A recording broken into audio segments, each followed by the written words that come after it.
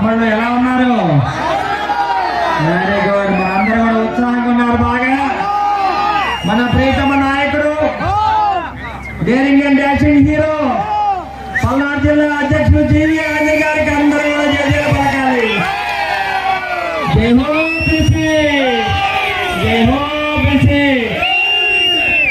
సోదరులారా, అన్నదమ్ములారా, అక్క చెల్లెళ్ళారా, 4.5 సంవత్సరాలుగా మనం పడుతున్న కష్టాలు నష్టాలు అన్ని కూడా మీరు గుర్తుపెట్టుకోవాలి.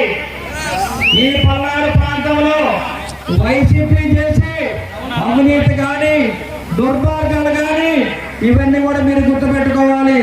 బీసీ సోదరుల్ని 26 మందిని పల్నాడు జిల్లాలో చంపడం జరిగింది. 300 మీద బీసీ సోదరుల మీద కేసు పెట్టడం జరిగింది. ఒక బీసీఏ కాదు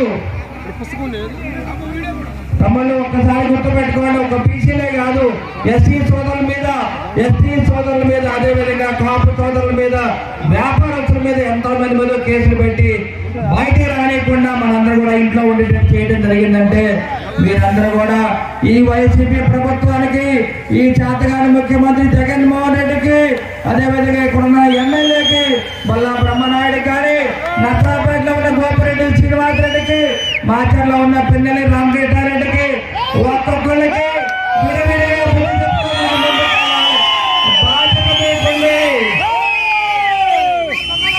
ఎందుకంటే పల్నాడు జిల్లా మన ప్రియతమ నేత జీవి ఆంజనేయ ఆధ్వర్యంలో మనం 7 సీట్లు గెలవబోతున్నామో గుర్తుపెట్టుకోండి.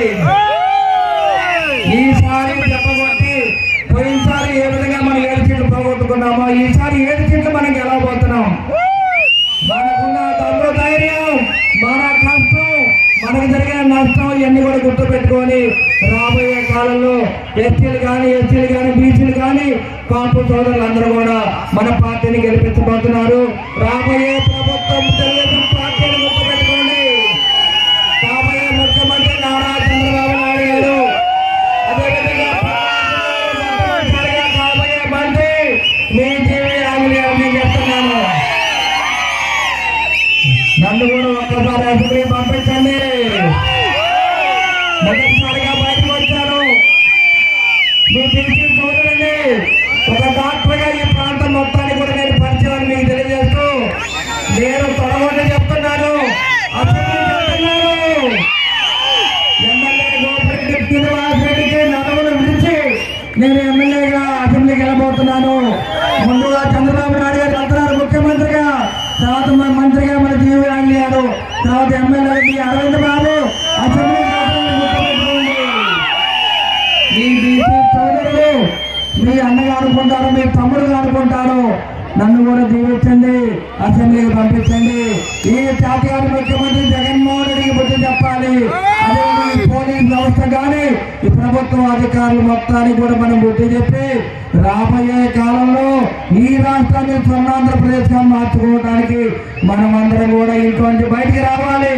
ఆడవాళ్ళందరూ బయటకు వచ్చి ఇవాళ అన్నా తెలుగుదేశం పార్టీని గెలిపిస్తామని చెప్పి ఆడవాళ్ళు వస్తున్నారు.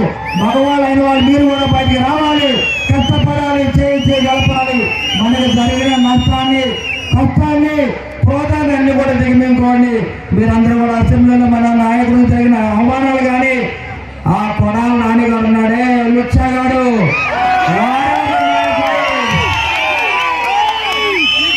వాడు గడ్డం చేస్తే బయటకు వస్తే మా ఎవరు గుర్తుపట్టరు.